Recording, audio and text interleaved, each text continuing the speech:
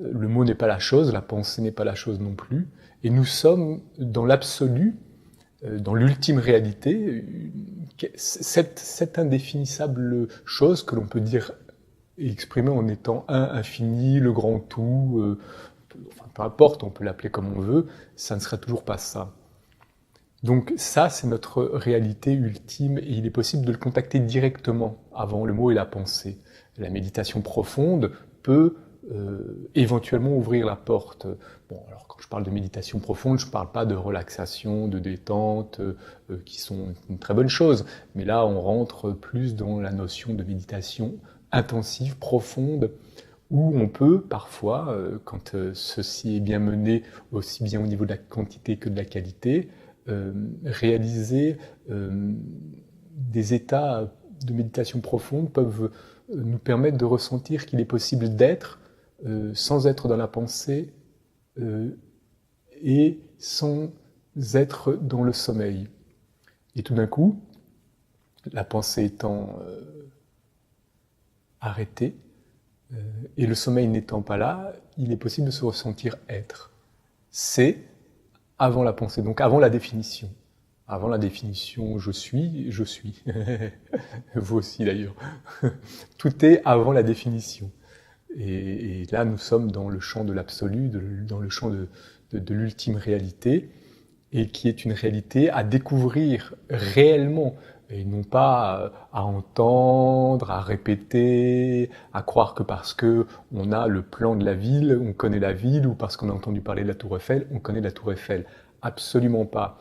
C'est bien, c'est des plans, c'est des idées sur ce que peut être ce phénomène, mais il est essentiel que la porte s'ouvre, et la porte s'ouvre instantanément. Si elle s'ouvre, tous les verrous sont déverrouillés, et ça vous ouvre cette ultime réalité que nous sommes, et qui est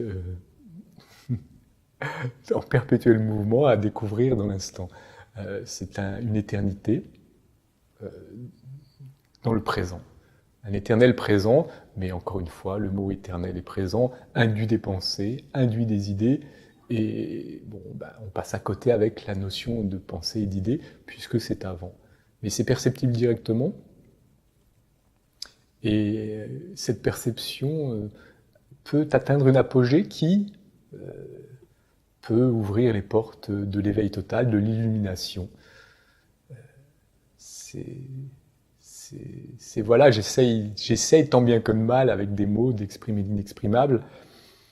Et peut-être que certains d'entre vous pourront se dire, ok, je ressens, il y a quelque chose, pourquoi pas aller voir. Et bon, il existe des méditations. Encore une fois, je vais souligner la beauté des méditations raliennes et de l'enseignement ralien, évidemment, puisque pour moi ça a été la voie. Mais peut-être que les individus peuvent trouver autre chose ailleurs, et tant mieux, si c'est le cas. Donc, mais il existe des enseignements qui peuvent nous libérer de ce conditionnement limité, de ces croyances limitées, qui finalement induisent des structures sociales limitées, avec toutes les souffrances que cela induit, toutes les violences que cela induit, la violence n'étant que l'expression d'extrême souffrance. Donc la plus grande des révolutions, c'est à mon avis la révolution intérieure. En changeant nos connexions neuronales, on va forcément induire un changement des connexions sociales, et puis des structures sociales. Changer la structure des neurones de notre cerveau, c'est changer aussi la structure de l'organisation sociale.